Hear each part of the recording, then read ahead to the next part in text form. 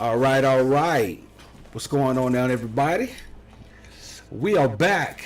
Finally, MoeMoe is back with us, back to the land of the living. How you feeling? Feeling a lot better. I am recovered from COVID. I did have COVID. That's why I was not able to do the show for 2 weeks. But I made it through and I feel a lot better now. And my COVID test has come negative. Well, that's up. That's what's up. Well, since you were gone for a minute, a lot of stuff has been happening. The talk of the town right now, of course, is all about Lori Harvey and Michael B. Jordan and that whole situation.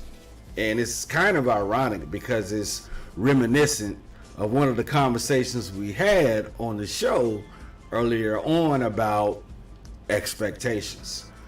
So, just to kind of give those of you who might not be too familiar with the situation a little bit of background, Lori Harvey. Real quick, hold on, keep talking. Okay.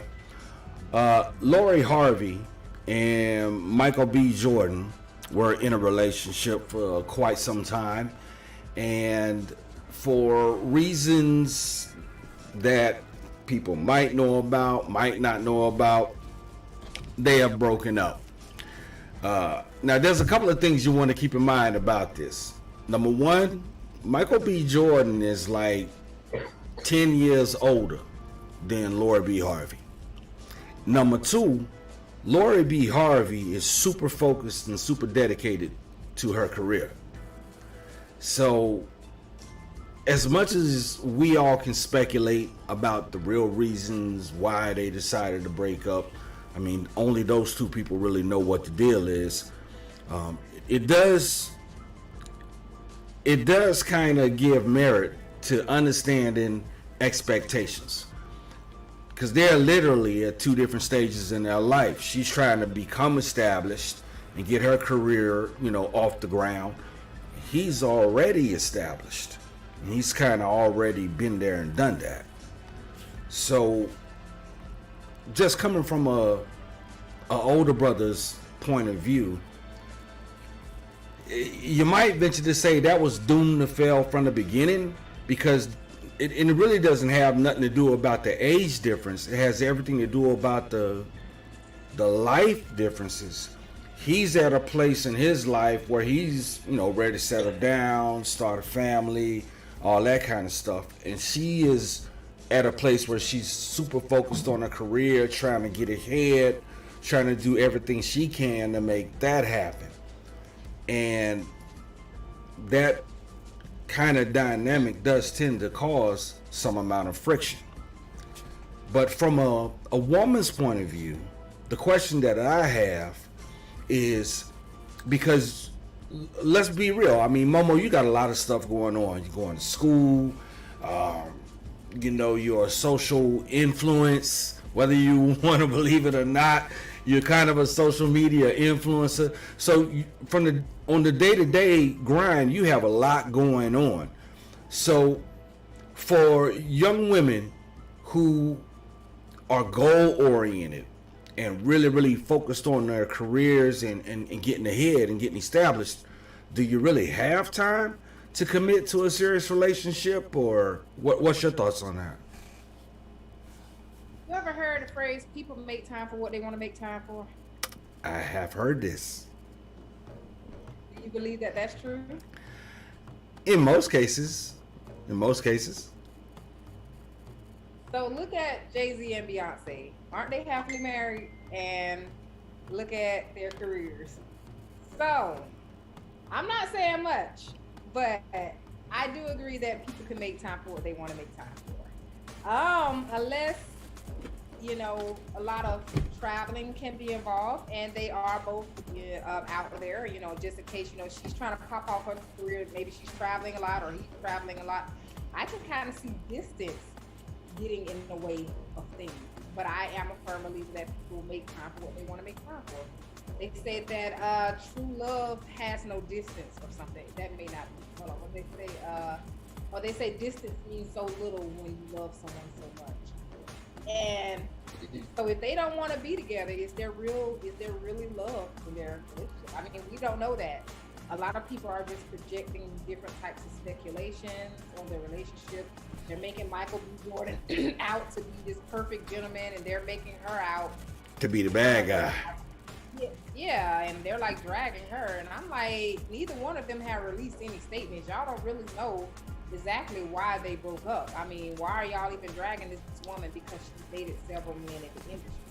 You know, she's a young woman, she's dating, not married. Plenty of famous or non-popular people date, you know, plenty of people before they get married. So what makes her any different than anybody else that she's dating and she's not married? Is it because she's in the industry? You know, so I think that people really should stop projecting speculations on their relationship because they haven't released any statements. Nobody really knows what's going on but them. But did Michael B. Jordan actually say that he was ready to settle down and get married or something? No, that's just me projecting. And you know what? I think a lot of other people on Facebook are doing the same thing. And I'm like, I've never seen him. I mean, maybe he did, but I haven't seen. Just because he's 35 don't mean that he put that information out that he wanted to settle down and have kids or something like that. And True. I mean, if he does want that, then I'm sure he could have possibly told her that at the beginning of the relationship. They've been together for like a year, right? Or a little over a year. For a minute, yeah. Yeah. So, I mean, when I meet guys, they mainly tell me that when we first meet. Like, most guys tell me that the first day I meet them. They don't wait a year to tell me they want to settle down and have kids. They tell me that the first day I meet them. So, if that's what he wanted with her, I'm pretty sure he didn't wait a year to tell her that. Maybe he told her that when he first got together, and maybe she wanted that too. We don't know, you know? So you never know until they release a statement, if they release a statement, because technically, I do mean technically, it's nobody's business. So I'm just being honest. It's nobody's business why they broke up, you know? Just like Megan Good and her husband, you know, they released their little statements. Facts. All over the place. Yeah, but Michael B. Jordan and Laura Harvey have not said anything, and I don't blame them. I mean, that's no one's business, you know? As far as her working on her career, what is she trying to do? What is her career? I think she's more of an entrepreneur than anything.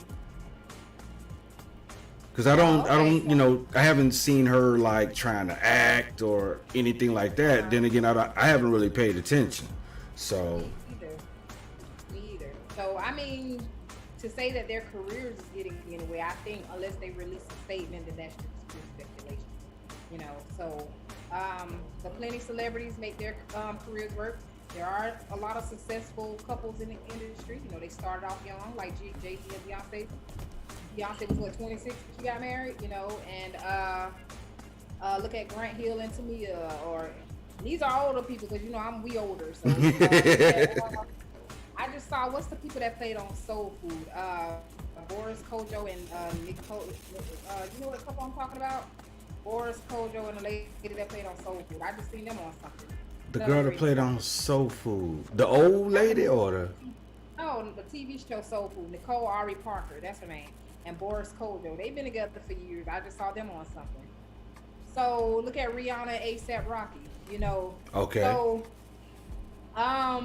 that's what I mean by people have their careers and they're still making things work. So until they release an official statement, we don't need to speculate about what happened. I mean, you throw out some powerful couples, and you would kind of want to think that, you know, that they're both super successful. You know, they out there, they doing it. The rest should be easy. But then again, look at Johnny Depp and Amber Heard. That was a fucking train wreck. So, and we all watched. So I totally agree with you that, you know, until they come out with an official statement as to why they broke up, the rest is just speculation. You know, we don't know. Exactly. And that's what all I see on Facebook is speculation. I'm like, am I missing something? Did those people say anything as to why they broke up? I didn't see them say absolutely nothing as to why they broke up.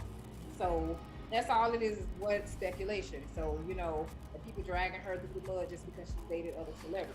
Now that part I don't like because, I mean, goddamn, look at the Kardashians, all of them. Every single one of them has dated someone, either a a basketball player or actor or a famous rapper or whatever. And to me, I don't know about nobody else because I know that they have fans all around the world, and I don't mean to disrespect anybody, but to me, it all just looks manufactured from start to finish. Every relationship Kim Kardashian has been into and out of followed pretty much the same pattern. And when you really break it down, what talent do any of them have? Other than being able to look good, you know? I mean, they have a reality show, right? Keeping Up the Kardashians. I've never watched not one episode, but don't they have a reality show or used to have one? I watched it when Bruce Jenner was still a man. And I think Kylie has her cosmetics line, so yeah, maybe they're just entrepreneurs. You know, they're reality show stars. So, but you know, they had some very powerful, influential parents. You know, right? Parents, they came from money. Yeah, so they made all them famous, successful. They did good. You know, there's Ray J coming out saying that the sex tape with him and Kim Kardashian, Kris Jenner. You know, so hey, he's spilling all the tea. Yeah, because they were saying something about he was looking bad and he was suicidal. Somebody was making him look bad and he was suicidal. So I guess that's why he spilled the beans. But I mean, hey, Kris Jenner's a businesswoman. You know what I'm saying? She's famous. She got money. She made her daughters famous. Got money. Them some business people right there. They may not have no talent and they rich as hell. So look at that. I know. It was like, damn. Why didn't I catch on to that back in the day? But you know, a lot of people, right after Kim Kardashian sex tape, they say a lot of people, including Lawrence Fishburne's daughter, was trying to be a porn star because they said that's how Kim Kardashian got famous. They say a lot of people was trying to make sex tapes and stuff. And you notice, like, people like Black China and Eve and other people had sex. You know, all of a sudden these so-called sex tapes are being leaked and they don't know how they got leaked and stuff like that, you know. Yeah, that's kind of suspect to me. Like, you don't know who in your house around your cameras, and come on now. It comes out later on that they're the ones that leak it. You know, everybody wants attention, fame, all publicity is good publicity. That's what they say. So, you know, it is what it is. Money, the love of money. I ain't even gonna say the rest. But anyway, people do what they gotta do to get money. You know, that's life. Hey, I ain't gonna knock the hustle, you know. I don't knock the hustle. Yeah, you can't knock the hustle. But speaking of publicity, another young lady has kind of wound up in the crosshairs of TMZ and all them good folks. What do you know about Azalea Banks? Absolutely nothing. The rapper. I've heard of her, but what is she in the news for? Well, just to give you a little bit of background, Azalea Banks is pretty much the female equivalent of Kanye West without being a producer. Sure to be out there. And a lot of people speculate that she be off her meds a lot of times, that she's out there wilding out or saying something controversial. I think the biggest controversy surrounding her recently was some statements she made about people with HIV and AIDS being like drug addicts, and she made some real insensitive remarks about the shit. But she was on stage at a Pride concert for the LGBTQ community, and she was on stage ranting. She did a Monique ranting about the promoters and how she really didn't want to be there, and she didn't blame the fans, and she was going to try to get through it. And then from the video that surfaced on TMZ, people in the crowd was like, "You can go, you can go." They didn't say it that nicely though, but they were basically saying, "Yeah, you can go. If you feel like that, you can go." So with things that go on, like the situation where now Lori Harvey's being dragged in social media and all of that, because of the situation with her and Michael B. Jordan, Azalea Banks is definitely going to get dragged for that rant she did on stage.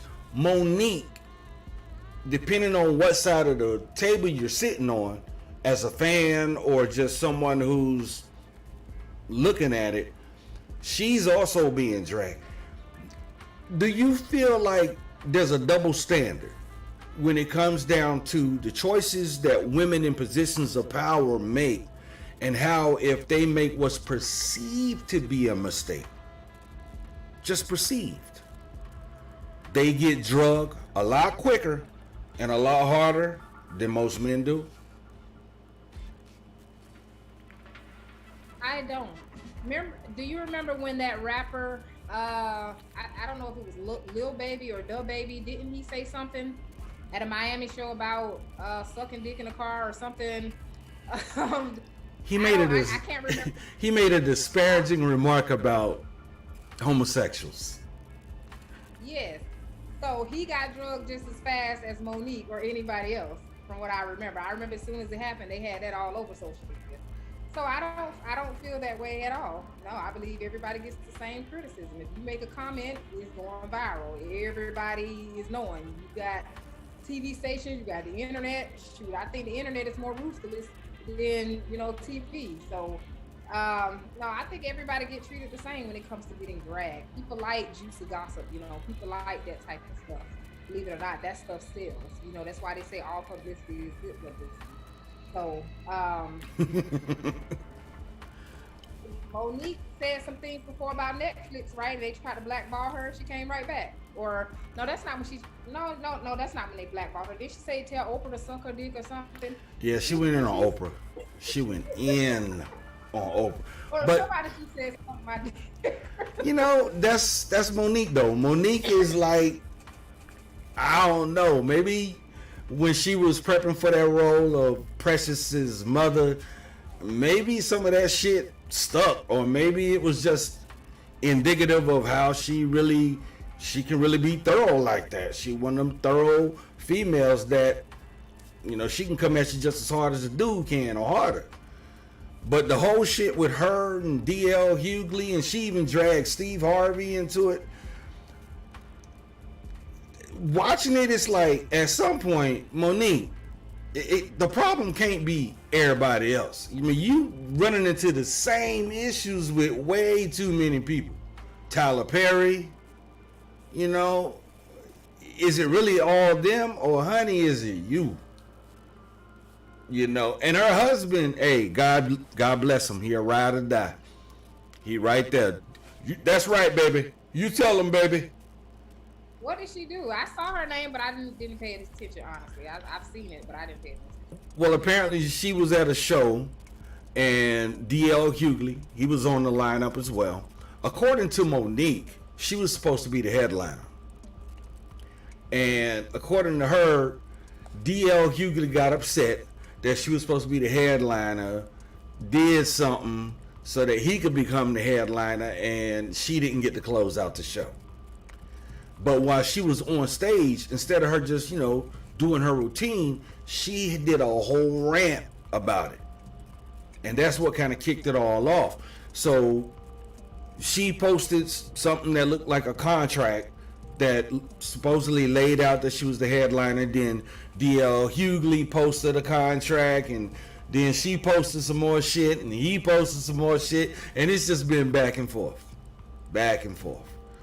To the point where DL Hughley's daughter, adult daughter, issued a statement pretty much letting Monique know, instead of doing all this shit in social media, if you want to have a conversation, we can do that face to face. Well, I was just about to say that. I was like, why didn't her and DL Hughley discuss that before? I mean, that stuff if they got contracts, that should have been discussed before the show. I mean, and really, like, about that. And really, if she has an issue with somebody, she should have issues with the promoters, not DL Hughley. He ain't the promoter. What about the people that wrote whoever? I mean, where did the contract come from? That's the people who. Now, that's the ticket. Her contract came from her company, her husband. Oh. So. And where did it come from? He wrote the contract. So if she has an issue about the contract that she had, the real person she need to be pointing all that energy at is her husband. So how do they? So they had two different contracts for one show. The contract that DL Hughley presented came from the promoters or the folks who were putting on the show. Monique's contract was, I guess, what they prepared to send to the promoters of the show. But she hasn't presented anything that looks like it officially came from the promoters of that show. You know what? That really sounds like I agree with DL sort of. That's something that should have been handled between them. Like, Right. I mean, And that's basically what it was telling her. Like, instead of coming after me, you need to go over there and holler at your people. yeah, like that shouldn't have even been public side. That's like a business thing, you know. That should have been. That's just like when she came out with that Netflix thing talking about. Remember that like 4 years ago or something, like talking Yep. about somebody else getting paid more than her Yep. and all that. She just goes public with everything. It's like she believes that she should be, making top dollar and be considered a top tier comedian, which a lot of us do agree. Monique is a great comedian. But over the years, because she's focused more on what she hasn't been getting, and I haven't gotten what I deserve, the quality of her stand-up has been on a steady decline. It's kind of like the situation with Cat Williams. When people saw Cat Williams' last special, they were like, that shit wasn't that funny. Well, when you really understand what comedy's about, yeah, it's about the jokes, but it's also about those people utilizing their platforms to speak on things in a manner which most won't. And not everybody can be Dave Chappelle. Not everybody can be Eddie Murphy or Kevin Hart or any number of other comedians. Everyone's comedy is the same. That's why it appeals to some people but don't appeal to others. But the shit Monique doing doesn't really appeal to nobody, because it's like, look, if you felt like you were supposed to be getting paid more, or you felt like you should have been the headliner, you should take that up with your management, not the other people on the lineup. Right.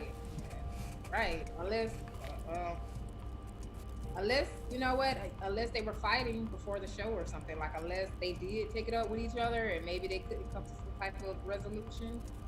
So now she's taking it public, like she did Netflix. So, if you just see the type of person she is, you piss her off or get into a disagreement, she's gonna take it public. Everybody knows she's not being treated fairly. Yep. I was supposed to be the headliner. I was supposed to be the last motherfucker on stage. Like, okay. Yeah, that's what she said? Yeah. Wow. Oh, it's all over the internet. If you want to watch the video of her ranting on stage, yeah, it's something to behold. Like, wow. And then the shit that she started saying about DL Hughley, and then made some comment about her wife is sucking a coward's dick, and I mean, she was just nasty. Monique got a wife? No, she said that about DL Hughley's wife. That was her way of calling DL Hughley a coward. But why involve his wife? Word. I thought you said a cow. I'm like, No, what? a coward. And it's like, okay, if you feel that way about the man, that's your opinion. But why bring his wife into it? His wife ain't done nothing to you. A little bit crazy. People just like to start shit. Maybe she's met his wife and maybe she perceived her as weak. That's what people do when they perceive somebody as weak. They try to start shit. But yeah, she's right. Unless his wife made some comments or something. I mean, like his daughter did. So unless his wife made some comments, he should leave her. She should leave her out of it. I do agree with that. So, some things get left to speculation, like Lori Harvey. Others are blatant, right out there, in your face. Crazy shit.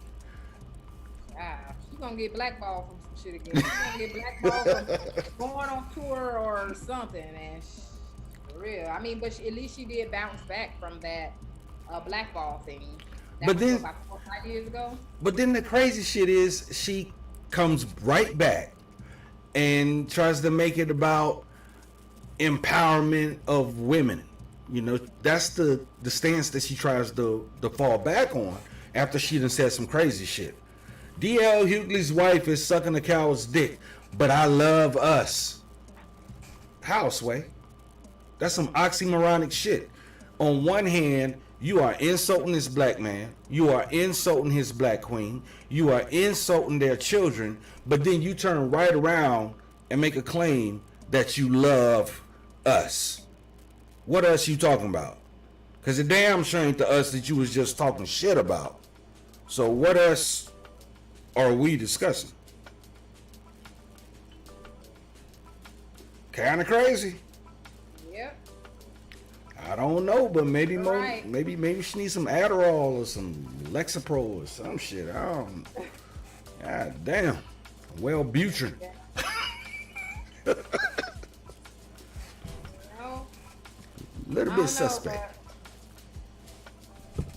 but good publicity stunt too. I mean, I hate to say it, but hey, all publicity is good publicity. I'm just saying it could possibly be publicity stunt. Yeah, I haven't heard nothing from DL Hughley in a minute. Have you? He spoke about it a little bit on his radio show, but I get where they're coming from. They're not trying to give it a lot of energy because it would just be this long ass back and forth, even longer than what it's been already. So now that you mention that, tying all of this stuff together, when you look at every situation, Lori B. Harvey, Monique D.L. Hughley, Steve Harvey, that shit a little suspect. Like maybe all of these situations have been manufactured, starting with the Will Smith slap. I was just about to say that. They said the writers, well, that's what a rumor was, that the writers told Chris Rock to speak on Jada's haircut.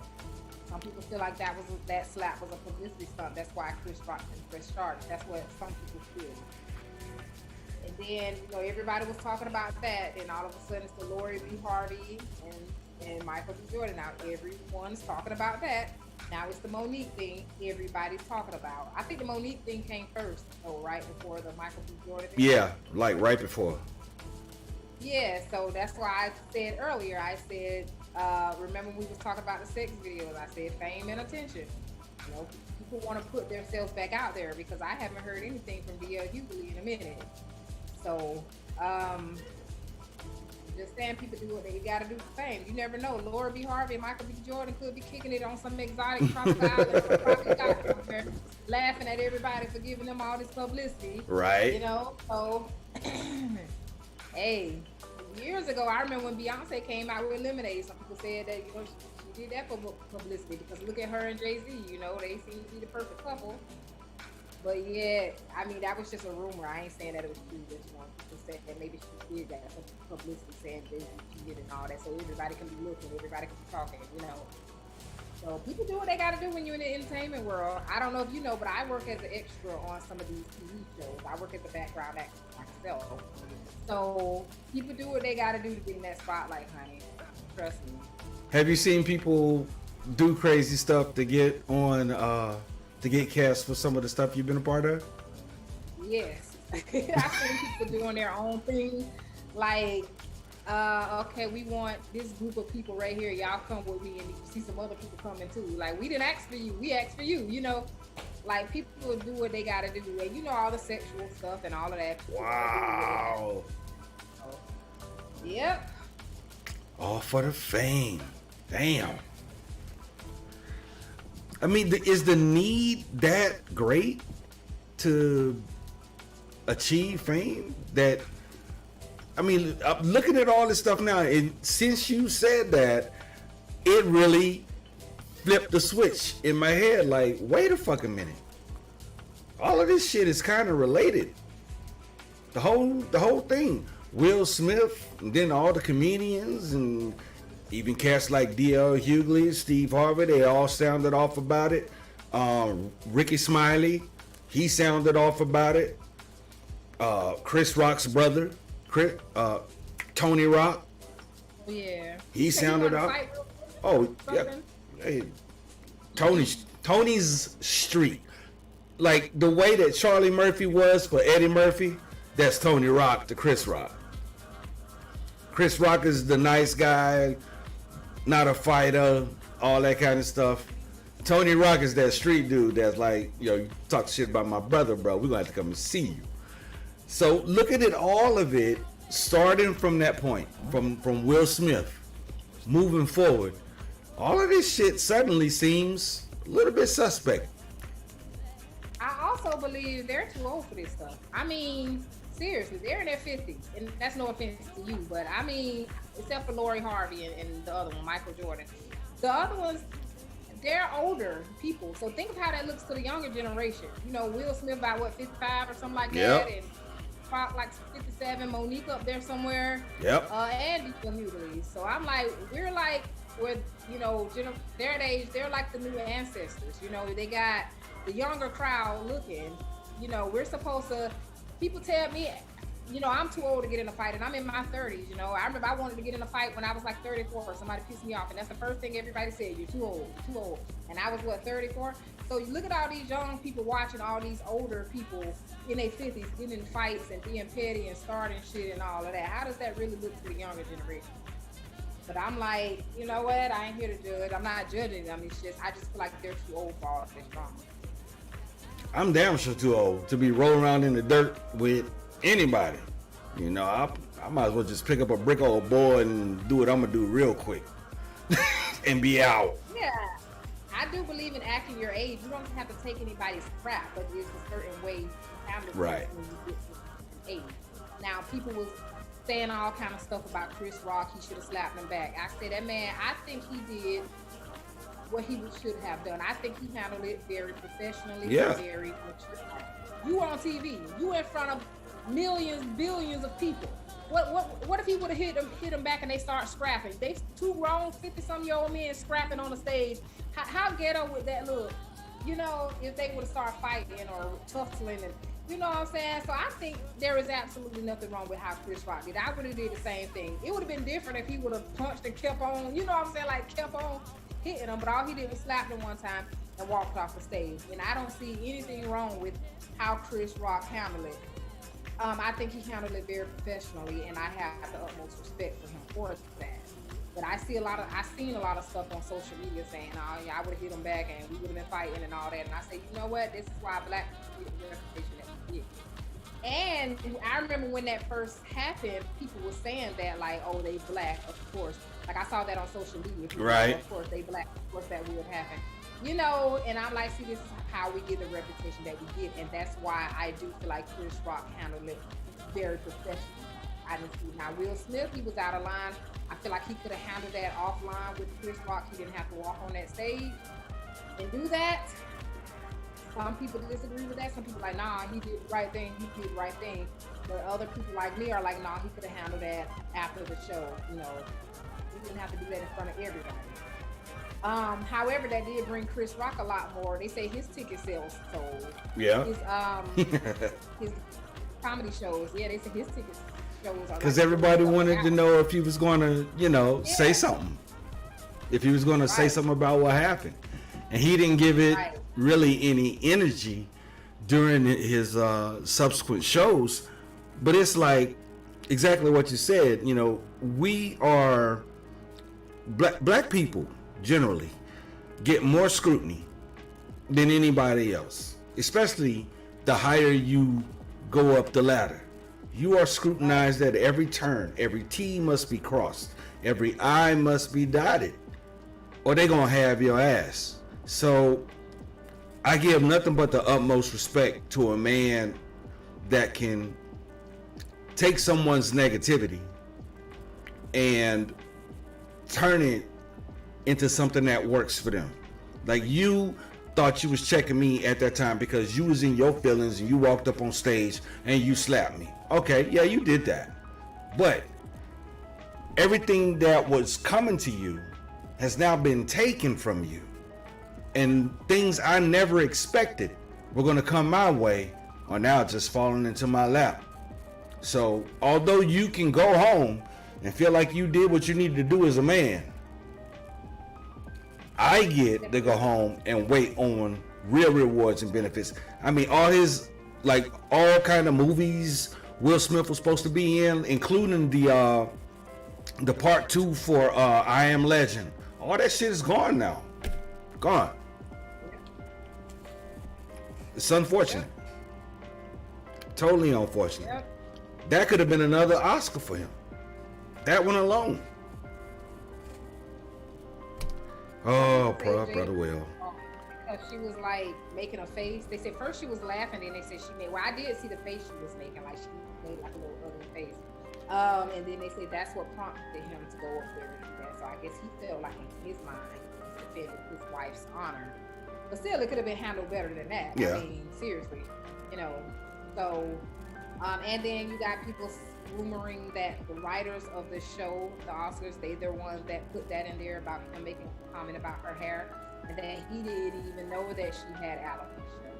You know, so you got all people saying all this stuff, but I do feel like he handled it professionally. You know how right. And then there's also a doctor though, a couple of doctors now that have popped up saying that for her to shave her head like that, if she has alopecia, was a bit extreme. That she really didn't have to do that. She didn't have to shave all her hair off. That was her choice. Did they know how her hair looked before she shaved it off? When she was on the TV show. Go ahead. They shouldn't really say that unless they saw her hair. You know, you can't say, "Oh, you didn't have to shave it off." But what if it was patchy or something? I mean, when she was doing her TV show, the Red Table, she had a short haircut already. It was short, but it wasn't bald. Right. So yeah, I think that Will Smith and Chris Rock, they're too old for that type of drama. Even though it did help Chris Rock, unfortunately, Will Smith, I got a feeling he's gonna bounce back. I got a feeling this will pass for him. You know, it's not. Of course it will. I got a feeling. Yeah, maybe 2 years. Yeah, he'll bounce back. Will Smith is a established actor. He's considered one of the good ones in Hollywood. You know, Jada get dragged more than he do, but I think he's considered like one of the good guys in Hollywood, kind of like Russell Wilson. So yeah, give it a little while, it'll pass. The Monique situation, child, that one right there. I don't know about her. And the Michael Jordan situation and the other one, they have not released any statements. People need to come off their relationship too.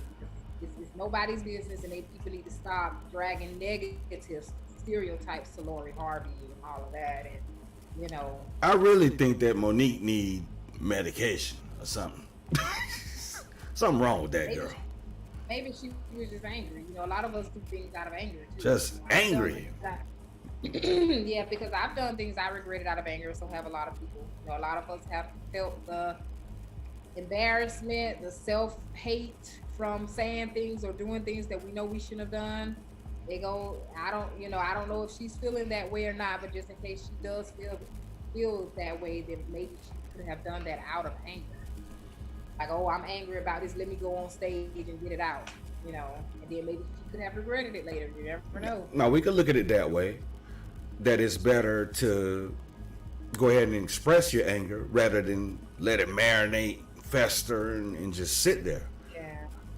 And if that's how it come out and that's where it comes out, then that's what happens.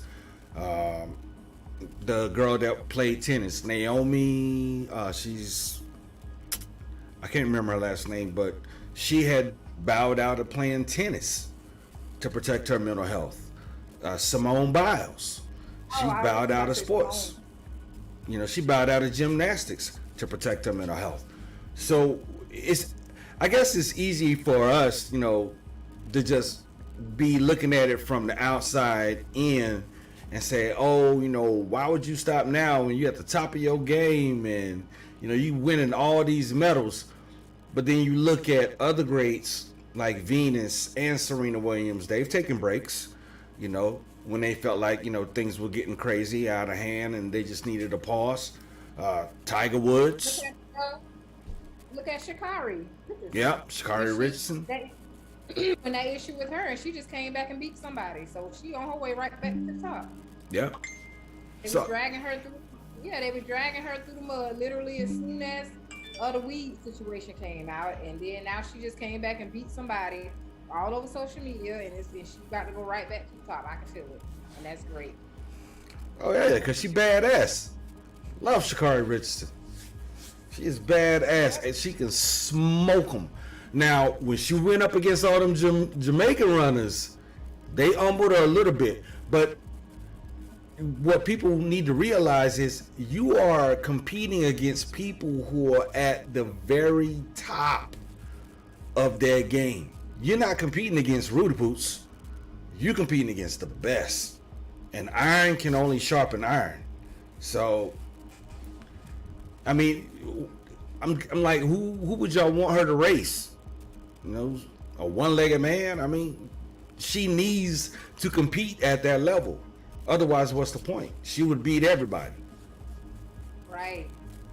And I think that, you know, she's still good. I mean, she already won something, the fastest woman in the world at one point. So at one point, she was the fastest woman in the world, and you can't take that from her. Nope. So she's going to always be a winner.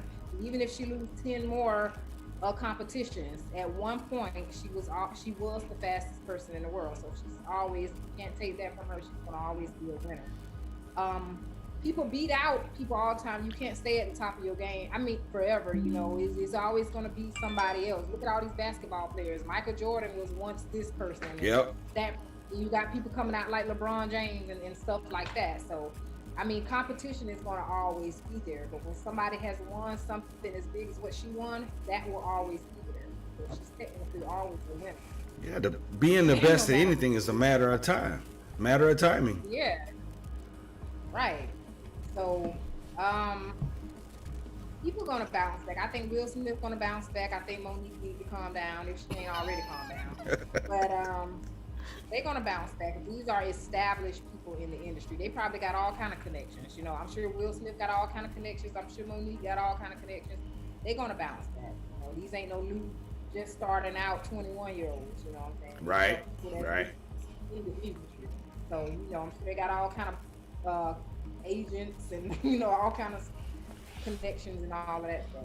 But it does bring to mind that what if this is all a plot? What if all of these situations were just manufactured towards some larger end game goal? That everybody that's involved, they all know about it, but we don't. You know, what's the end game gonna look like? You know, and maybe that's why they call it Holly Weird. Just about to say that. It's Hollywood, baby. So hey, what if? You know, maybe we'll know, maybe we won't. What if? But until then, hey, they're definitely getting that attention. And look at Chris Rock, his concert tickets. I mean, his comedy show tickets went through the roof. So, hey, you never know. You don't. You damn sure don't. Now that we've kind of covered that, I sent you a video earlier today, a video that I know you watched, and I just know you're itching to discuss.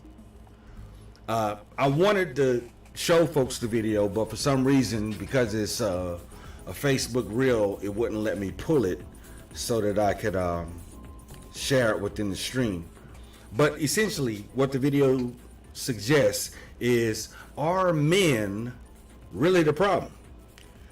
And in the video you hear from, it's about what, 3 or 4 different relationship coaches, and they all kind of espouse that either women are setting unrealistic goals for the men that they are looking for, or they don't know how to communicate effectively with men.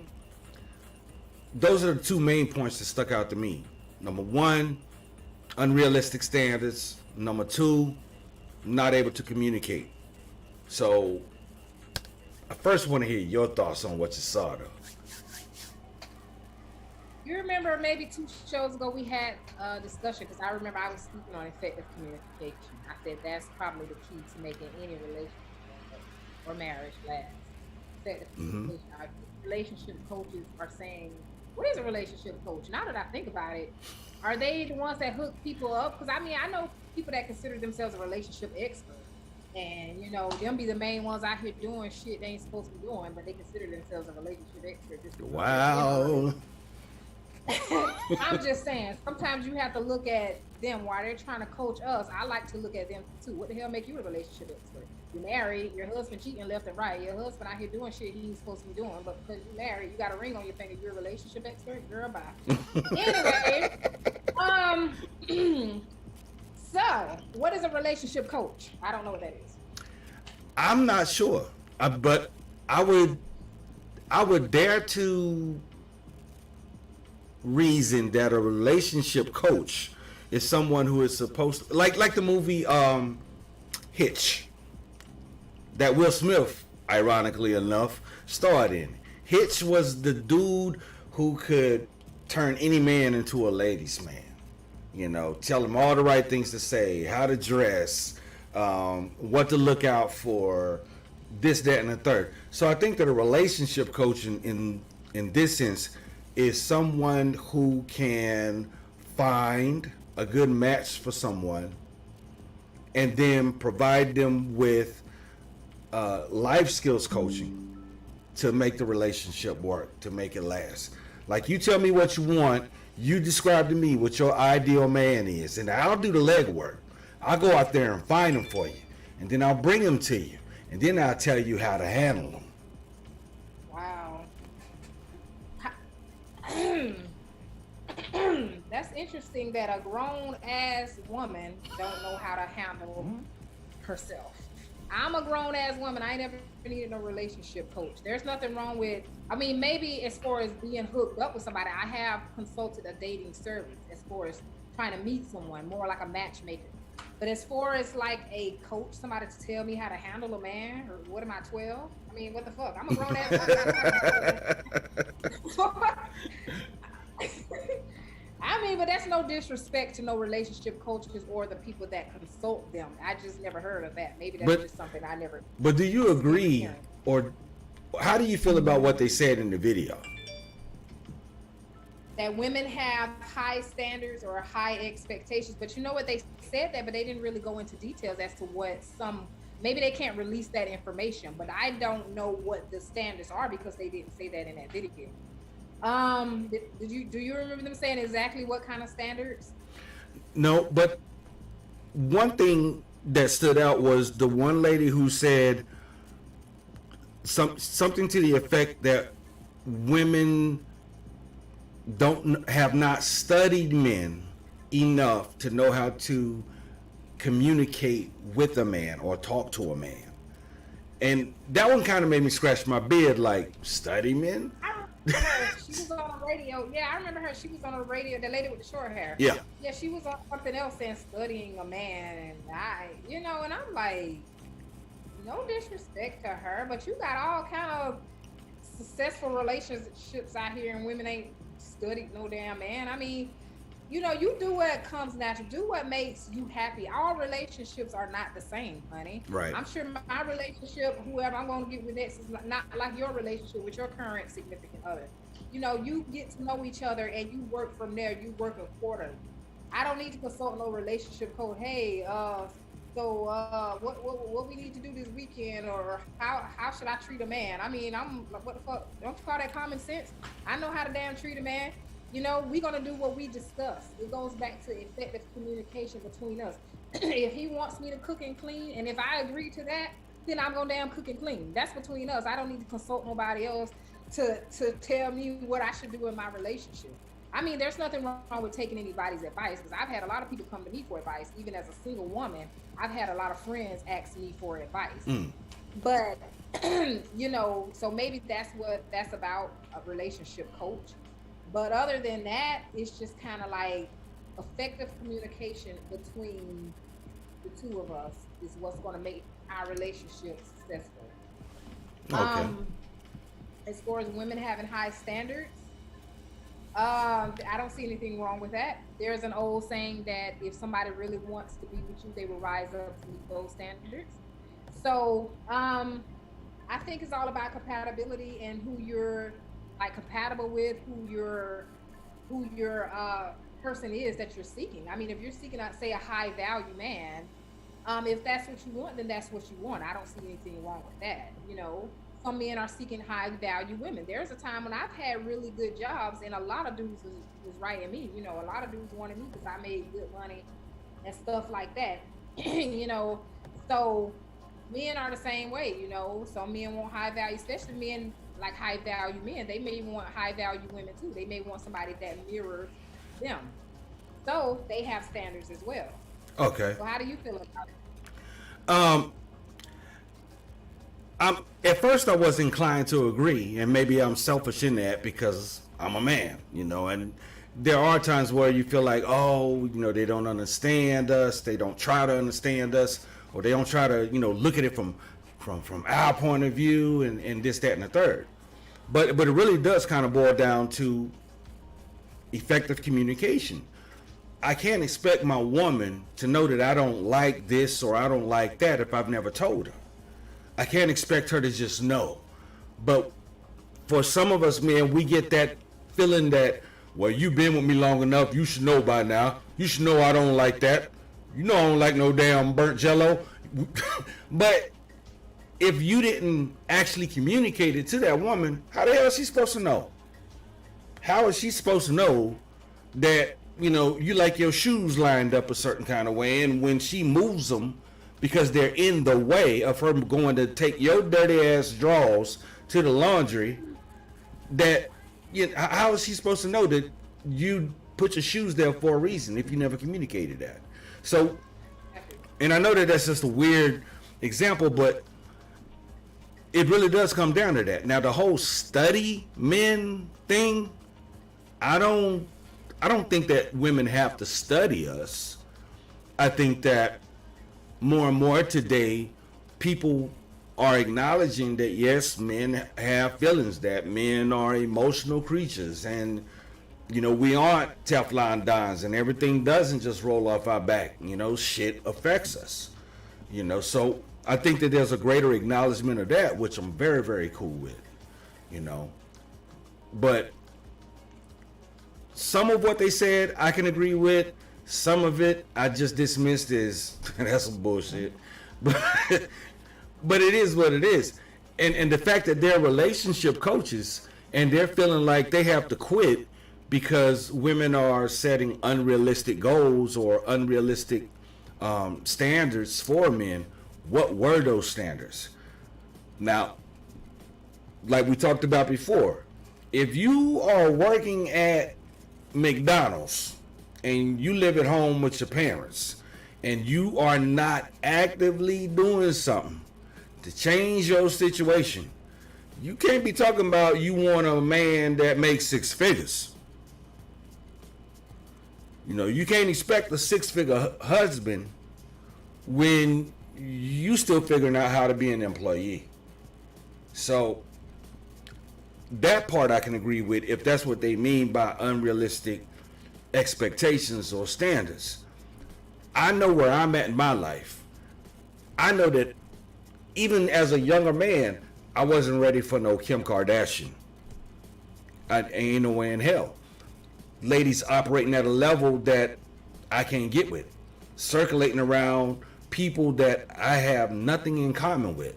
I have nothing in common with her. So even though she may be fine as hell, fat ass, nice shape, all of that, doesn't mean that she's the woman for me because we have zero shit in common. And I think that's where a lot of people get in trouble at. They go after what they see, thinking, oh, that looks good to me. But everything that look good to you ain't necessarily good for you. Right. Well, I mean, as far as women having high standards, it depends on what those standards are. Now, I've heard Cardi B say stuff like, oh, your man should be able to pay for your $800 hair, your $800 nails, and all of that stuff. And look at what she got. She got Offset. She got a rich rapper. So it goes back to what I was saying. You know, some people say if somebody really wants to be with you, they would rise up to meet those standards. So, you know, you got all these female rappers and stuff coming out here, like Beyonce and stuff, you know, talking about how expensive they are and all of that. And then they got somebody that mirrors them, like Cardi B and Offset, you know. So I don't judge and put people down because some people claim there's somebody for everybody. I personally don't believe that. But you know, people claim there's somebody for everybody. So if that's true, then eventually they'll find the person for them. I can agree with that. But take a woman like Cardi B. Now, before Cardi B got signed to a major label, she had actually came here to Hawaii. Yeah, I remember that. That was like 2016 or 2015. Right. So this was in her kind of pseudo post stripper days. And if you know enough about her history, where she comes from, I mean, she comes from the bricks, you know, she comes from the hood. You know, she didn't grow up with money and all that. She grew up with great parents and a great mother that was strict on her ass. You know, facts. Her mom was in that ass. So she didn't come up with dudes spending $800 on her to buy a wig. Now, maybe when she got into the stripper life, she started to experience that and started to come to that realization that, hey, my body is power. The way I look can be power, can be a source of power for me to use. Maybe that switch got flipped. And it's always interesting to see when you see people come into their power and then how they decide to use it. Now, on the one hand, she really wants to get involved with politics. I applaud that. I definitely applaud that. She has a huge platform, and she can reach a lot of people with whatever message she wants to put out there about our political climate. That's great. Totally great. But some of the things that are said either out of a sense of, oh, I'm just saying it to be funny, or I'm saying it to be entertaining. If you tell a whole generation of young women that it's about what's in a dude's pocket instead of what's in his heart or his mind, I mean, you have a daughter yourself, Cardi, that is someday going to be a grown woman dealing with the fallout from the shit that you are telling people now. So if you really want that type of shit going on for your own kids, you really got to look at what you're saying. I would never make a song and tell dudes the only women worth your time are those that want to fuck every day, ain't got a brain cell in their head, no ability to argue with you about nothing, and will do whatever the fuck you tell them. I would never make a song like that. I would never jokingly tell my sons that, because I don't think that that's the example that I set, and it's not something that I would want my own daughters to endure when they come into young womanhood. I would want them to find some dudes that have some goddamn common sense and know how to talk to a woman, know how to treat a woman. Now, that's just wishful thinking as an older brother and a father, because the world is swiftly changing, minute by minute by minute. So I agree that there's a lot that we each can learn from each other, men and women. Men can learn a lot from women. Women can learn a lot from men. But the whole idea of studying someone, like sitting back and just eyeballing people, what they do all day, every day, I don't think I could do that.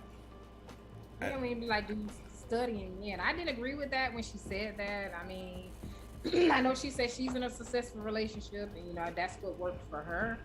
But I mean, I am not in a successful relationship, but I have been in relationships in the past, and I never studied men. Like I never.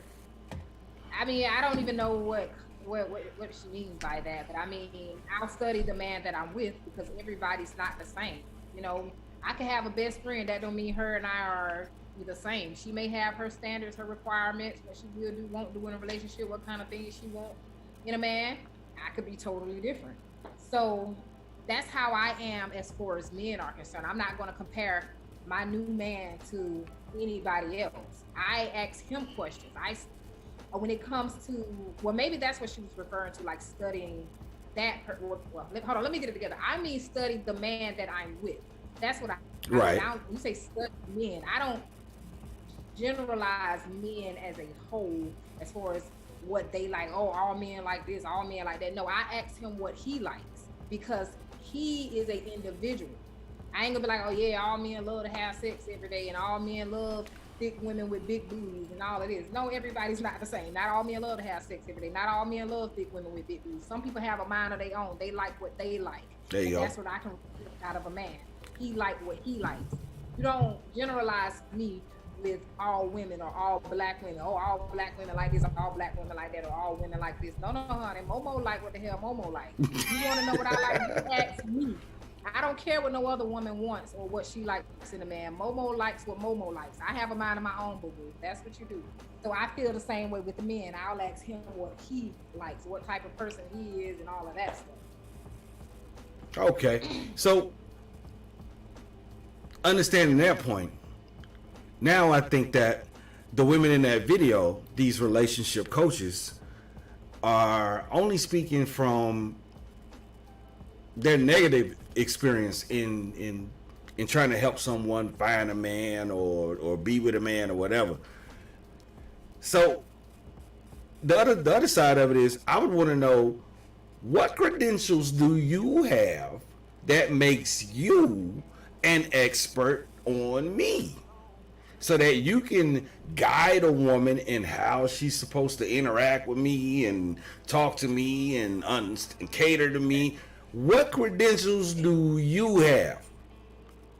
That's what I just said. I said when the woman gets in a relationship, or a man gets in a relationship with a woman, or same-sex couple, or whatever you choose to date, you should study and talk to that person as to what they like. I'm not. If me and you were dating, I'm not gonna call the relationship coach like, hey, how should I treat Shango? Like, what should I do? Why I can't ask Shango what the hell he want from me? Effective communication. That's what I just said. Like, I would go to you instead of a relationship coach.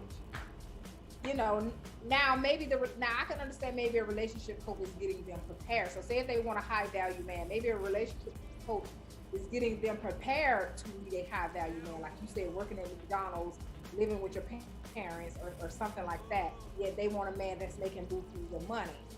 But you know what? I've seen high value men dating women that were not high value.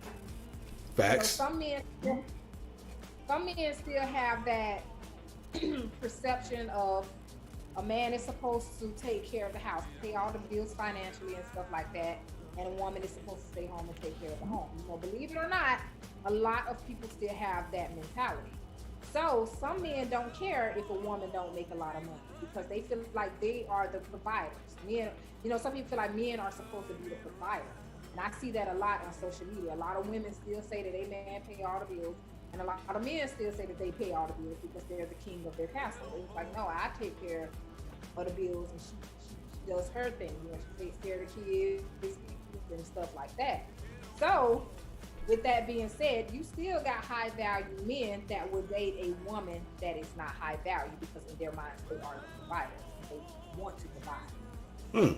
So, I've seen and I know a multi-millionaire who's dating a woman that's nowhere near his status, and he fell in love with her because of her personality. She's a good-looking woman. She has a wonderfully positive personality, and that's what he fell in love with. He fell in love with her personality. She's positive. She's a nice person, and all of that. And there it is. Don't get an opportunity to be a millionaire. And there it is. That's really. I can't speak for every man, but for most men I know, that's really all we want. We don't need a whole lot of extras. It's about how we get treated. In my own relationship, I am not the breadwinner. My other half makes significantly way more money than I do. And when it comes down to things like bills and all of that, I still operate the same way. My job is to go out and make the money. Your job is to manage it. Pay what bills need to be paid, stash what need to be stashed, cover what need to be covered. I don't want that headache, because I'm not good with that. When I get frustrated and stressed, I don't call bill collectors to speak nice. I call because I'm pissed the fuck off and I'm wondering why you want my money. So I make the money, I hand the money to you, you do what needs to be done with it. Now when I need something, all I need to know is the money there for me to do it. That's it. I make it very simple. Now, a lot of men will say, man, I ain't letting no woman control my money like that. It's not about control. It's about security. The security for me comes in knowing that I have someone I can trust with my money handling business. And when I need to go and buy a new set of speakers for my DJing shit, or I need to go buy a camera or a new laptop, only question I have is there X amount of dollars in the bank account for me to go get that? Yeah, it's in there. Okay, I'm gonna go get that. And that's that. Now, if she wanted to, she could obviously flex because she makes way more money, you know, and it's easy for her to do some things financially than it is for me. But even with that being the case, it has always been that before she spends money on something, like if she wants to go get her nails done or get her hair done, she'll still ask me. And that shit used to irritate the hell out of me. Like, it's your money. Why the hell you asking me about that? And she just broke it down. It's about respect. You're still the man of the house. You're still the man of the house. Y'all had a joint account, right? Yeah, we do. Yeah, so with the joint account, then I can understand that. Yeah. Because y'all, yeah, you're the man of the house, plus y'all, it's both of y'all's money. I mean, if y'all married or in a relationship, then if y'all choose to share y'all finances, then technically it's both of y'all's money. So I do understand that. Even if she was to say, you know, it's my money, I made it too, I can do what I want. I can understand both perspectives, actually. You know, she respecting you as a man. And I would be cool with that because Yeah. it just blew my mind. Like, you make 3 to 4 times more money than I make. You don't have to ask me shit. You don't have to ask me to do a damn thing. You know what I mean? But I think because I'm like that, it makes it easier for her to feel that, you know what, to show him that I respect him. I know I don't have to ask, but I'm going to ask. Like, you know, do you mind if I go get my nails done? No, I don't mind at all. You know, is there a particular way you want me to get them done? No. Wow. Some couples would do that when they're saving for something like a house or something, and they discuss, you know, hey, let's save for this house, let's save for this car, and let's not spend a certain amount of money because we're saving for this house, car. No matter how much you make, no matter how much I make, you know, we have this goal. We want this house, we want this car. We need to budget our money. Yes, we do that. So we have, you know, this limit. Let's talk about if you want to spend over $100. Even it don't matter who make more, but we have a goal in mind that we're both trying to achieve. We want this house, so let's not spend over $100. And that's, you know, the mutual respect for each other. That's that effective communication, and that's what works. You know, I feel as though that is what works in a relationship: effective communication between the two of you. Damn straight. Damn straight. So to hear these relationship coaches sound off in the manner that they did, and one was definitely in her feelings, because you heard what it kind of like bleeped out her curse words a little bit. Yeah. She was in her feelings, like, you know, y'all want the world and da da da da da. I don't think that women want the world. That sounds like Kevin Samuels on it. Doesn't that sound like Kevin Samuels? That one lady, yeah, she kind of did. Because I'm like, I don't think that it's that women want the world. I think that they came to you because you said that you had the ability to help her get the man she wants.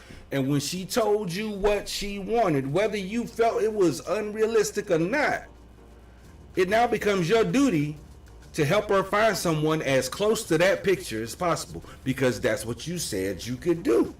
So you can't get frustrated at the end of the day. If I'm a painter and I say, you know what, I can paint your whole house in 2 days, I can't get frustrated with my client if on the 3rd day they still wondering why the hell I ain't finished. Right. Because I told them I'd be finished.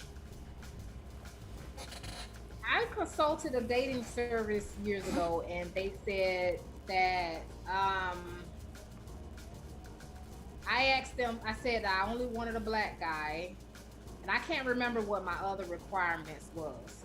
And they sent me all these guys that were not black. They were all Asian guys. And I'm just like, didn't I tell y'all I wanted a black dude? I mean, Lord. I told them that repeatedly, and they finally called me. Well, you should give other men a chance too.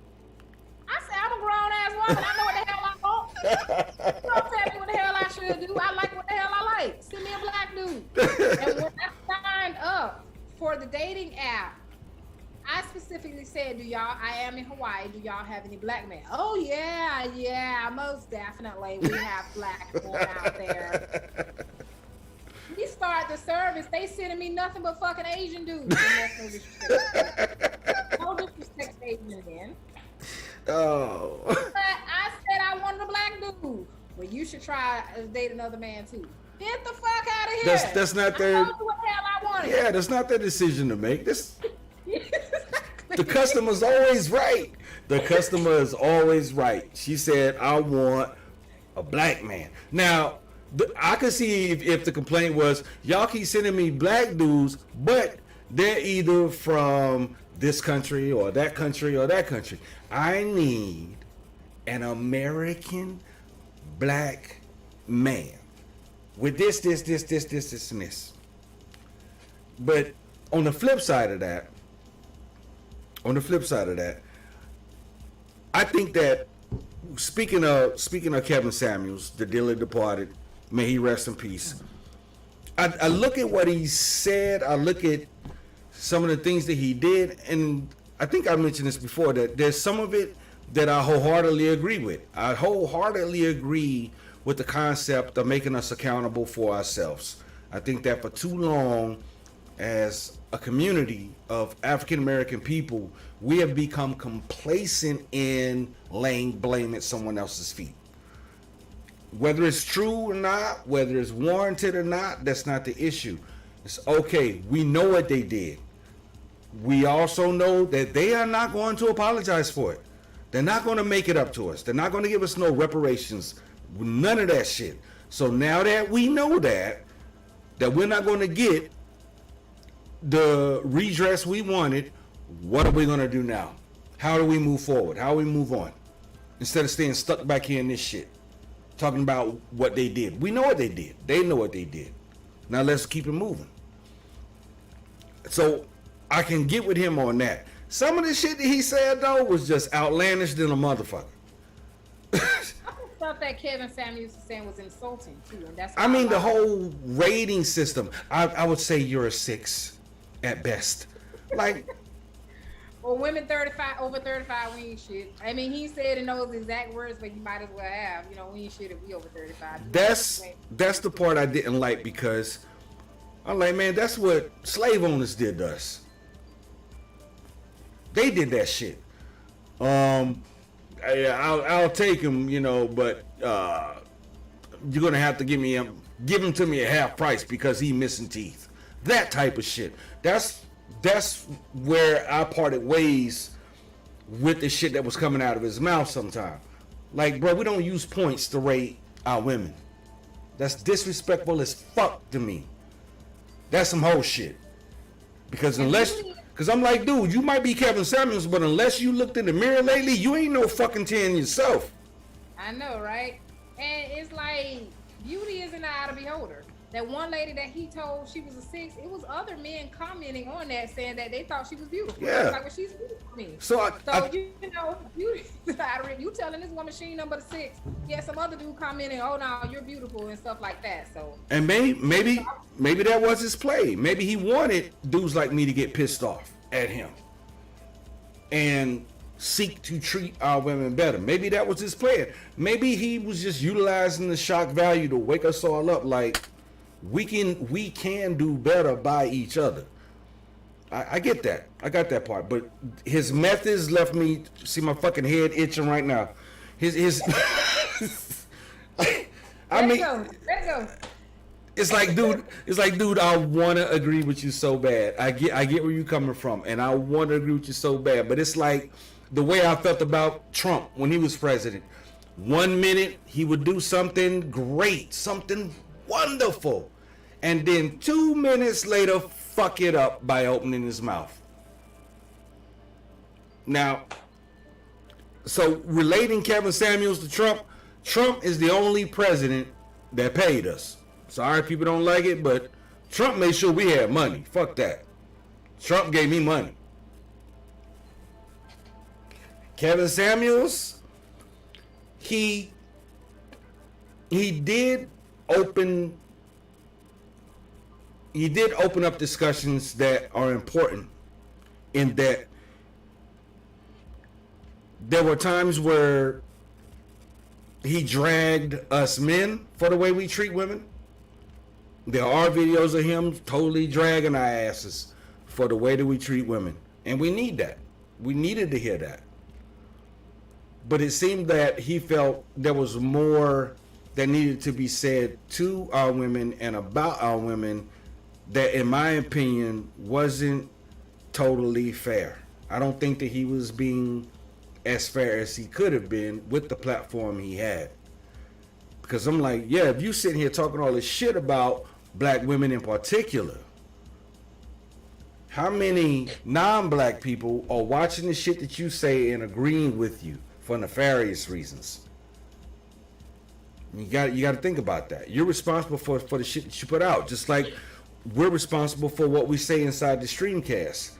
So I'm really careful with the way that I say certain things, and that's why I pause sometimes and I really measure and weigh my words before I spit them out there, because I don't know who's going to watch this later and take something that I said for gospel and run with it and do some crazy shit. So as much as I wanted to agree with him on some things, I couldn't. Number one, because of that point system bullshit. I didn't like that shit. I still don't. Oh, she's a 6. Motherfucker, what are you? That's what when I hear men sit and really break it down on women, and I'm just sitting there looking at them like, dude, have you passed by a motherfucking mirror this year? He claimed he was 51 and couldn't. He said he was like, oh, I had to fight him off of me with a stick or something. He said, I think that same one. I think it was that same episode. That must have been back in the 70s or the 80s or some shit.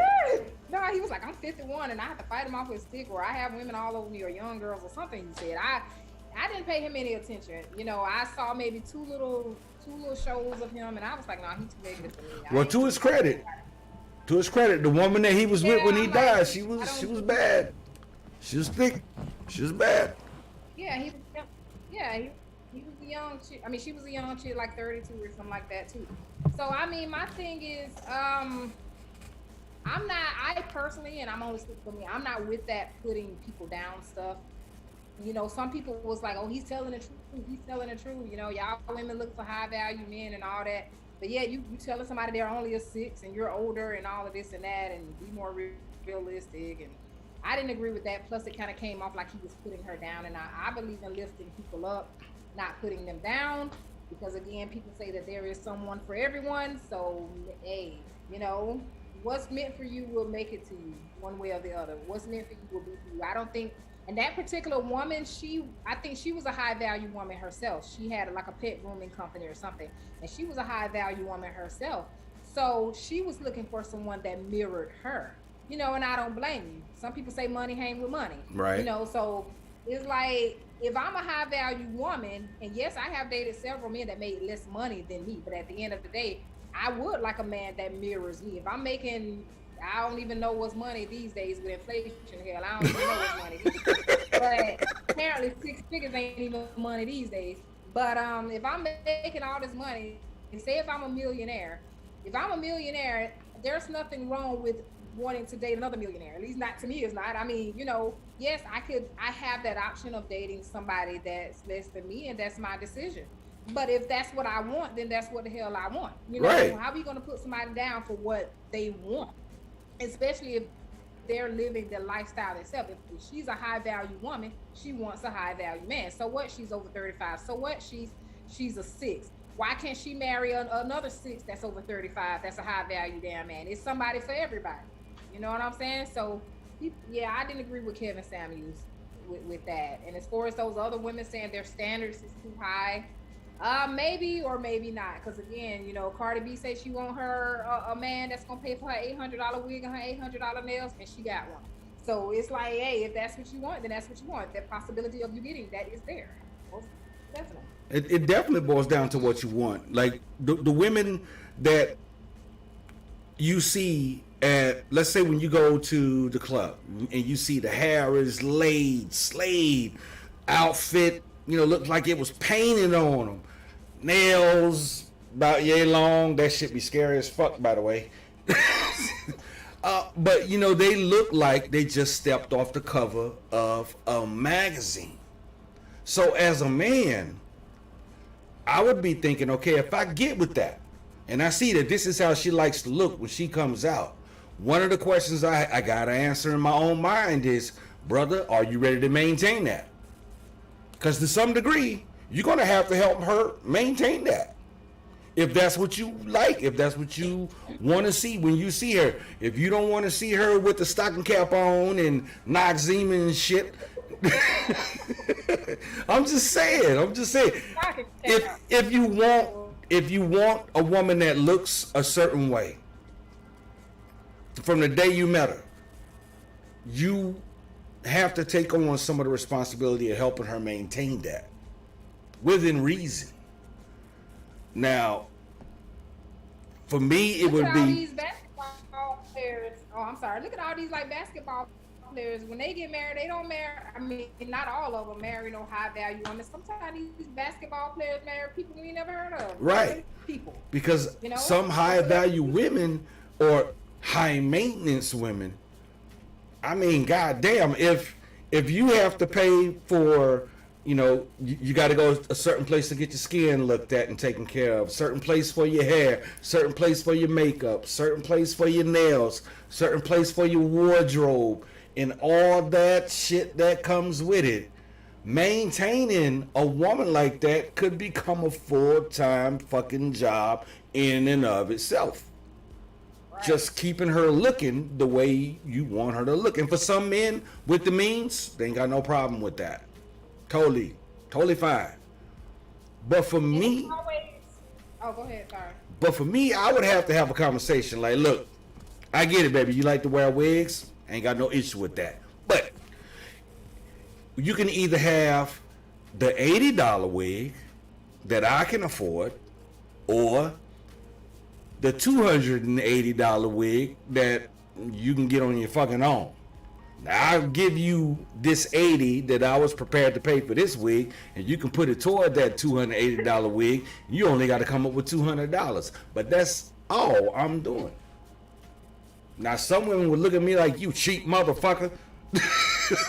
You's a cheap motherfucker. Broke motherfucker. Broke ass boy. It's because $80 today, I went to Times and got one bag of groceries. That shit was $60.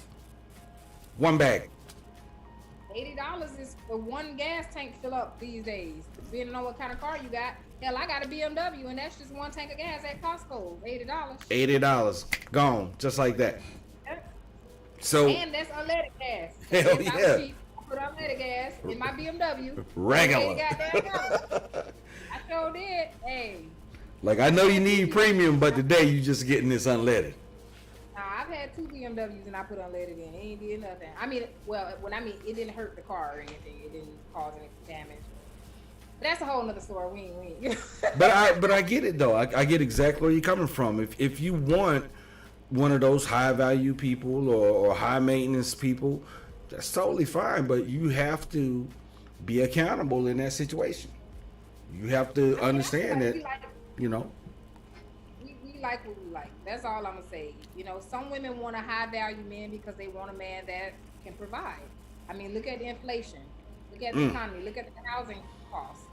And if you want a family, and we went into this on one of our other episodes, I personally feel like if you want a family, you should be able to comfortably take care of your family. Exactly. I'm not about to have a family and I'm struggling, or my children are struggling. I'm not bringing no child into the world of struggling. So, if a woman wants a family and she wants a high value man that can afford to comfortably take care of their family, I don't see anything wrong with that. Me neither.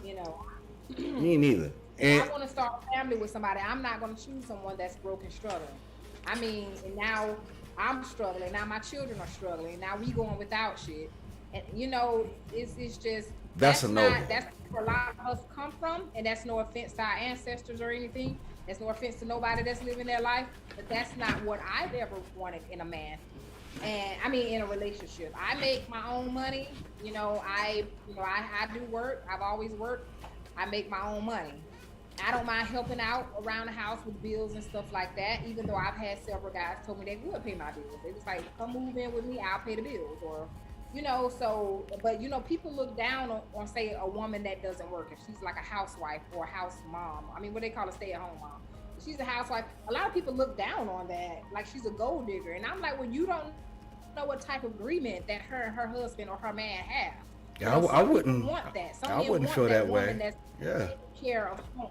I wouldn't feel that way. People will look down on a woman like she.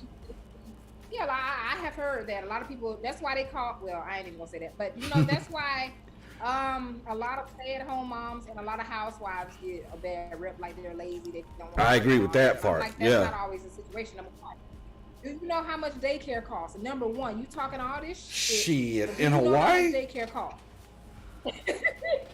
I'm like, some people. There are also a lot of stay-at-home dads too, honey. Daycare is a job. I mean, you have to work just for daycare. There are people I know whose daycare fees are more than their fucking rent. Yeah, exactly. Yes, I knew a chick that was charging $2,500 per person for daycare, like for one child, to babysit one child. This was years ago. Ain't no telling what she charging now. She was charging families $2,500 for one child, like a month. A month. Oh hell no. Yeah. So people can't afford that, and that's why you have to stay at home mom, stuff like that. For those prices, I'm putting baby in a backpack. You just gonna have to roll with daddy to work. Fuck that, dude. Plus, a lot of stuff it has religious origins. You may be a very religious person, like say Christian religion. It's say in the Bible, a man is supposed to work, a woman's supposed to stay at home, take care of the house. So a lot of people still have those religious origins. A lot of people can't afford childcare. A lot of families only have one car, one mode of transportation. So one person may not be able to get a job because of that. You have all kind of circumstances out here as far as why a woman may not work. That's why it's not good to judge people, No, I take it either way. The way I was raised is the man's job is to make the money. Right. And the woman's job is to spend it, to manage it. Make sure the household bills are taken care of, groceries, all that. And that's all my daddy ever focused on. That's all I ever saw him focus on was one hustle to the next. Okay, I can get some money for doing this over here. I can get some money from doing that over there. But every dollar that he made, I saw that man put that money in my mama's hand. And that's the example I grew up with. So every relationship I've been in that's been a long-term relationship, that's how I operate. And especially if I got kids with that woman, I let my kids see me put money in they mama hand. Right. And I think that's more modern, contemporary society. Not so much as our ancestors, but as far as like today's world, modern, a lot of women get looked down on for her man paying all the bills or for her not working. That's crazy. All kind of things. Because women are taught to be very independent, and there's nothing wrong with that. However, people have all type of circumstances. That's why we shouldn't judge. It goes back to what I was saying earlier. Some families cannot afford daycare. Some families only have one car. Everybody don't live near a bus schedule. Everybody don't have the option to ride the bus. Some people don't have that in their city. So some families only have like one car to share it. So everybody's situation could possibly be different, and that's why it may be one person in the home that's working. And again, it goes back to what I was saying earlier. A lot of men like you still have that same perspective. I am the man, I am supposed to provide, whether that's how they grew up with or that's their own perspective. So I don't see anything wrong with a woman wanting a high value man if that's what they want, because a lot of men also want high value women too. So people like what they like, bottom line. I like high value men. I'm not even gonna lie. Yes, I've dated average men. I've dated mediocre men, but with inflation, I want a high value man if he's talking about starting a family, because I'm not bringing no child in the world of suffering and struggling. Right. I can understand that. I can totally understand I grew that. up struggling, having to ask family members for stuff and money and all of that. And I don't think no child deserves that. I'm not bringing no child in the world and we in poverty and all of that. I'm just not doing that. And that's no offense to any other family. I know people, shit happens, you lose your job. I've been victims of job losses. I've been a victim of life. Life happens to everyone. So that's why I'm not judging anybody. But to bring a child in this world, and I'm not saying I'm broke, I'm doing fine as a single person. But when you have kids come with extra expenses. Expenses. That's extra groceries, that's extra clothes, shoes, extra around the house stuff like trash bags and shit like that. So, people see how cute babies is and all that, and everybody want one, but then you gonna say you gotta feed them goddamn babies, Similac and shit like that, diapers. A lot of people don't think about that. What we found out when babies came was a lot of shit becomes what you gonna do. Not what you actually do, but what you gonna do.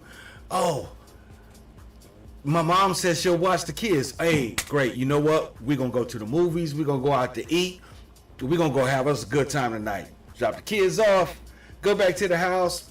15 minutes later, I'm on one side, she's on the other. That's what we wind up doing. Kids will wear your ass out. Yeah, but I'm talking about financially. That too. Even with inflation, a lot of people are still starting families, and I'm like, I understand we want to leave a legacy, we want a family. That's what we were put here for, to reproduce. But I understand that having kids is kind of like another bill. You gotta feed them. Yep. Gotta feed them. Like me, I could have. You gotta feed them. So,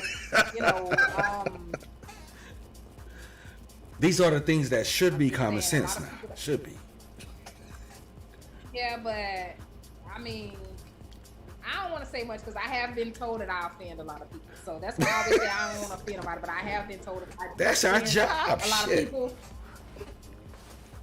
Yeah, but I mean, like I said, I'm not bringing a child into a world unless I know that I am very financially comfortable. It's just like when you rent an apartment and some people say you got to make 3 times the rent. Have you heard of that? Mm-hmm. That's a good formula. When you rent an apartment, you got to make 3 times. So if you want to start a family with me, you better be making 3 times what's maybe comfortable for you, because you bringing kids in this world. These are mouths you got to feed. Hell these yeah. Are clothes you got to buy. These are shoes you got to buy. These are activities and stuff. Because if my kids want to do something, I'm going to let them do it. If they want to take a dance class or some shit, mama going to make it happen because that's who mama is. And I would be prepared to do that for at least 26 years. Yeah, a lot of kids are deprived because their parents can't afford that. And, I'm not going to look down on anybody that can't afford stuff. You're providing a bare minimum. But I'm the type of person, I want my child to have a great life. Simple as that. So if they want to go do something, I'm going to try my best to afford it. If they want to take a dance class, if they want to learn how to play an instrument and it costs, or, I'm going to try my best to do that. If they want to hang out at some event, or they want to go somewhere and have fun and they need money, or they need a certain type of outfits, shoes, you want to be a baseball player or something, you need all this shit and all that. I want to be that mom that can provide that. I don't want my babies to say, sorry, we ain't got no money, and now my child all sad and can't live their life and all of that. No, honey, So that goes back to a lot of men and women wanting another high value person. I think it's just the ability to live comfortably. People want to live comfortably. I feel that. And I used to be one of those parents that I felt like, I got to make my kids work. They need to know the value of work and making a dollar. And I used to be on my kids' ass, making them do the stuff that I used to do, but in just hammering home the point to them that not everything in life is just going to be handed to you. But I guess in my older age, I've softened up a bit. And now I just feel like not enough of our children are spoiled. Not enough of black children get spoiled. So if you got the ability to spoil them, fuck it, spoil them. Spoil the fuck That's out how of them. I feel. You know, people say things like, "Don't give your child what they want." No, Some shit. give them And everything. and I'm like, or making a child work at a young age, and I'm like, I'm not doing that. My child didn't ask to be here. They not finna be doing no damn hard labor, and they 10 years old. But that's just me. Unless they want to. Now, if they say, "Hey, I want to go out there and cut grass, get a job," if they want to do that, they will. But as a mom, it's my responsibility to take care of my child. So I am going to take care of my child. My parents didn't force me to get no job. You know, matter of fact, my father got offended when I want a job. He was like, "I'm your daddy. I take care of you." You know, you know. So everybody don't have that mindset. Like, "Oh, I'm gonna force my." Don't kids tell to me do it." that. Don't tell me that you had your dad in the house stuttering and muttering to himself, "Get a goddamn job like I ain't in this motherfucker." Or maybe he got offended. I don't know. I didn't ask him questions. Maybe because I was like 16, and then I got a job at Church's Chicken, and neither one of them liked that. Neither one of them. Wow. So my mom didn't say too much, but she just didn't want me to have a job. And my father was like, "You know, I'm your daddy. I take care of you." You know, he had that mentality. So it was kind of like, and that's how I feel as a parent. If I bring my child into this world, it is my responsibility to take care of them, and I don't see anything wrong So- with that. I'm not going to force my child to get a job unless they want to get a job. So how do you feel about people being up in arms because Tyrese bought his daughter a Rolls Royce? I don't see nothing wrong with that at all. What's wrong with buying your child a damn Rolls Royce? I got a friend that's rich, and he bought his daughter some, I don't know what the hell that car is, but it's a very nice ass $1 million looking car. I don't see nothing wrong with that. I mean, I went. He supposed to tell her, "Hey, you get a job, buy your own damn car." You know, I mean, there's nothing wrong with that if you tell your child that. You know, I had to buy my own shit. My parents ain't had no money. Hello. So you know, I didn't buy my first car until I went in the military. Other than that, I was footing it, honey. Walking till my feet hurt. You know, so so if you can afford it, there's nothing wrong with buying your child. That's what I'm they saying. want. Why not? Why fucking not? If I could afford to buy my babies Rolls Royces, I'd buy them one for every goddamn day of the week. Exactly. I don't see nothing wrong with giving your child what they want. I mean, you can still discipline your child so they won't have that spoiled brat attitude. You know, Right. just because a child is spoiled don't mean they're gonna be, you know, cursing you out to have stuff or nothing like that. You can still be like that stern, firm parent. But if you can afford to buy your child something, then there's nothing wrong with that. I mean, you are their parent. You know, if I have a son, I used to want a son, it never happened. But if I had a son and he wants a video game, then why, as me as a mama, can't buy him a damn video game if that's what the hell he wants? If he wants a car and I can afford him a car, and especially if he's a good son, I Right. mean, what if he's making straight A's, like you said, your daughter? If my son making straight A's, he's not being disrespectful, and he want a car, I'm Doing gonna buy him a damn everything you car. ask of them and more. Yes. Yeah, Give them if what I give can them what they afford want. that. Now, if I can't afford something, I'll tell them, "Hey, I can't afford that. If you want it, you're gonna have to get a job and do it yourself." You know, that's if I can't afford it. But if I can comfortably afford it, I ain't going broke for no damn body, no kids or no damn body. I ain't gonna buy my son no car and I ain't got shit left in the bank. No, that ain't gonna happen. But if I can comfortably afford my son a car, then he gonna get the goddamn car. There is Right. nothing wrong with spoiling your kids. You know, that don't mean they're gonna grow up to be some old entitled ass, you know, spoiled brat. No. Every child ain't the same. Nah. So I definitely agree with that. And on that note, we are at 8:08 p.m. We are. Yes, we're a little bit over, but that's all right. You've been gone for a minute, so we had to get it in. Yes. But for those of you watching, those of you who have watched, thank you so much. As always, we'll be back next week. Same time, same stations, all new topics. MoeMoe, take us out. All right, y'all. Have a wonderful week. See y'all next Sunday. Bye. Stay blessed, stay healthy. See y'all next time.